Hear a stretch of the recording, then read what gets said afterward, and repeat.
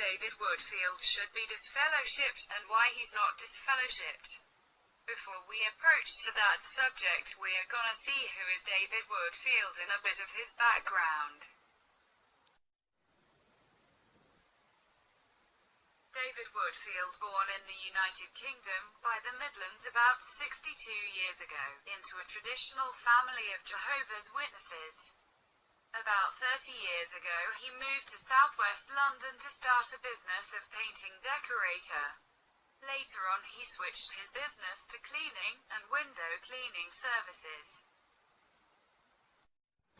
More or less by that time he started to serve as an elder in Epsom congregation of Jehovah's Witnesses. However, by 2015 some of his closest friends noticed that David Woodfield started suffering from bipolar disorders. For example, he criticized publicly an 80-year-old woman directly from the platform because of her Italian accent. Started to be harsh and rude with his cleaners. Started to reprimand them without any reason at all. Shouting with his main cleaner for 30 minutes because of a parking place.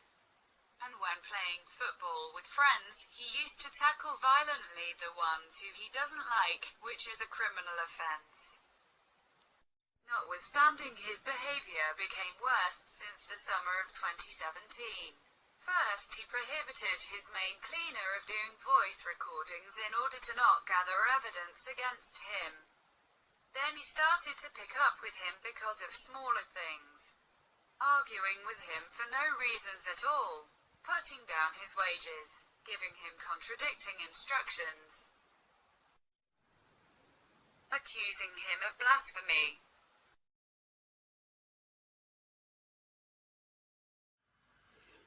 Denying labor rights such as holiday pay and sick pay, which he does to all his cleaners. That means that he's stealing his own brothers. Accusing him of fraud.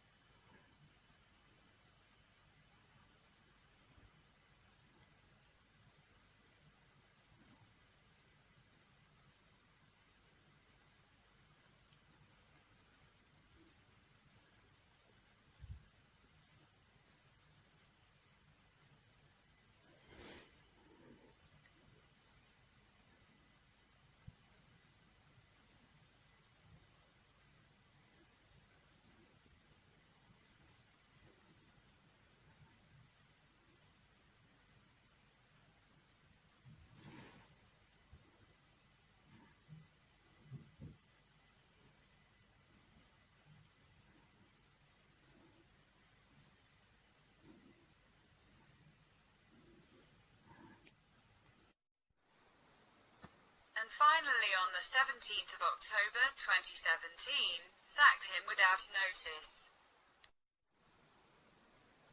But why? By June 2017, Joanne and Alex Martin, the owners of Chessington Garden Centre, invited David Woodfield to be a Freemason.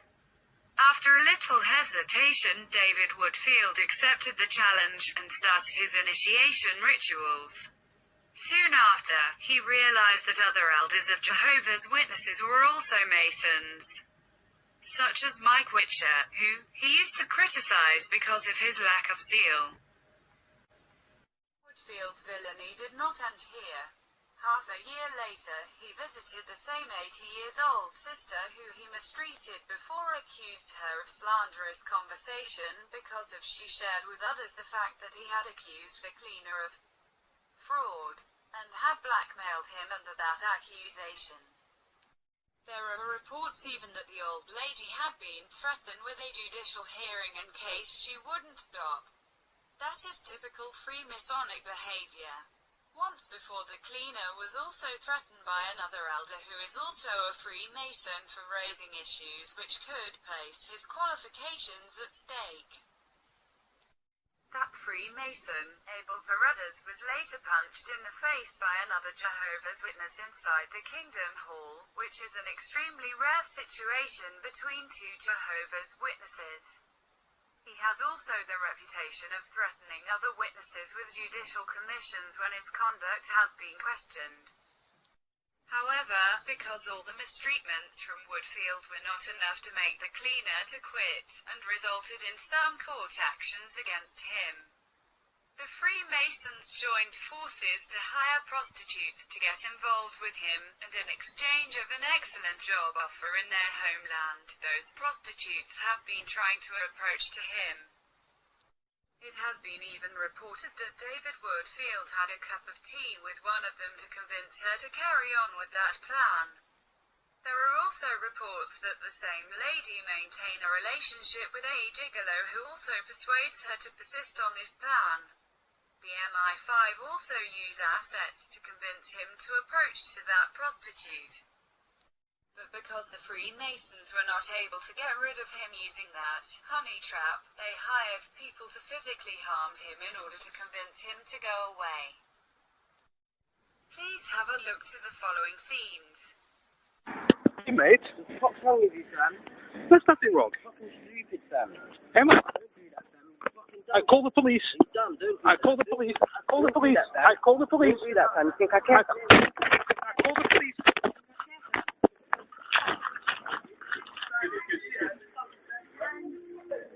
You saw it. I'm gonna call the police. Fuck off. How much fuck off? How much fuck off? Hey, don't touch me. Don't touch me. Don't touch me. Don't touch me. Don't touch me. Listen, big man, what's my fucking call? Don't touch me. You cannot do that. Fucking call. You cannot do that. You cannot do that. Don't get fucking wrong. And I fucking hate you right there. Listen, big man. Listen. Listen. Listen, big man. What is more shocking is that the police, which duty is to arrest the offenders and take them to the Crown Court, in both cases didn't do anything at all, and in one of the cases did not show up. And to escape from a legal action for failing to perform their duties. The police, in connection with the heads of the Freemasons, arranged for a Mason judge to place the cleaner under a civil restraint order. Therefore, he cannot proceed with any action in court against the police, and justice has been denied. This amounts to a violation of the Article 6 of the Human Rights Act 1998, right to justice, but also a brutal violation of Article 3, prohibition of torture, which is an absolute right. The Freemasons also arranged a Freemason judge in the European Court of Human Rights, Armen Harakunian, to dismiss all the claims this cleaner submit against the United Kingdom, despite the fact that his claims have heavy and solid grounds under international law. A very interesting detail is that both the Freemasons mentioned in this video, David Woodfield and Abel Paredes, both in different occasions tried to dissuade the cleaner in his pursuit for justice. David Woodfield has said, "You won't get justice."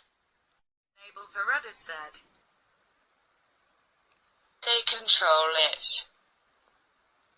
But that is not all. After realizing that the cleaner wouldn't back down in his pursuit for justice, David Woodfield embarked on a course of conduct which included defamation, intimidation, perjury, and at last, he altered and forged the cleaner's statements in order to deceive the judges and prevent the course of justice. To do that, he needed the cleaner to send him the statements in Word format. And to convince him in sending it in Word format instead of paper copies or photographs, he threatens the cleaner of filing one application to strike out the claim. The cleaner did that, and it looked like this.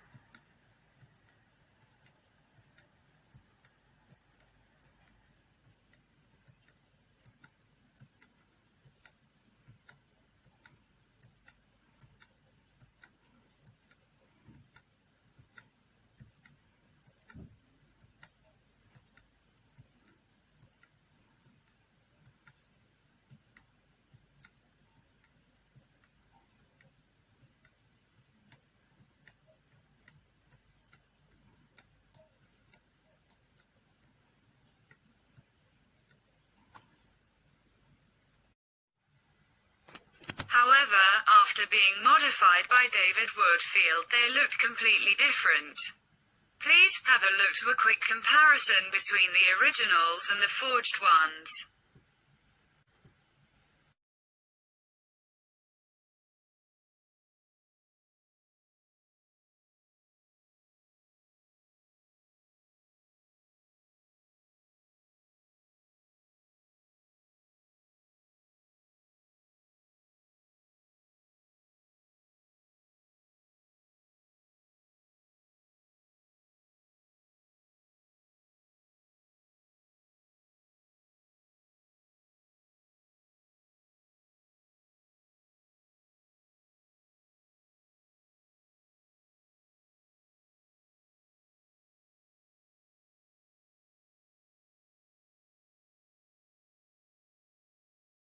Since the moment David Woodfield forged documents and supplied them to the court, it makes him a criminal. Once both are criminal offenses, and he committed both.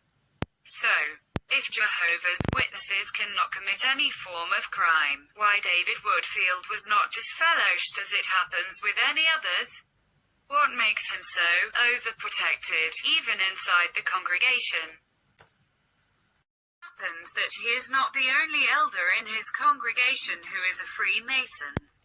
As mentioned before in this video, the congregation secretary Mike Witcher has been a Freemason for many years, and it is also reported that he used to harass some other members in Epsom congregation.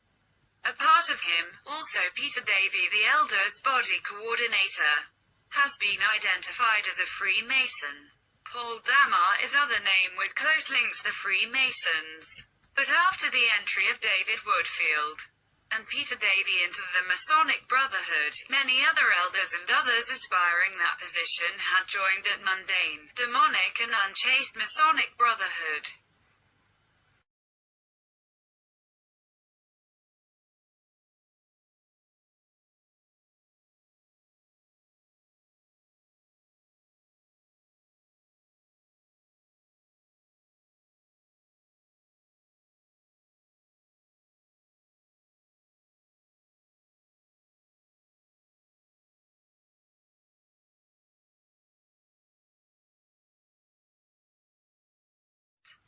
Since the moment they became Freemasons, they are under oath and are obliged to help and protect the Masonic brothers, even if that means that they have to cover up serious crimes committed by one of them. That is exactly the reason why David Woodfield cannot never be disfellowshipped. Because the elders in Epsom congregation of Jehovah's Witnesses are under the Masonic rule, and not anymore under the Bible law.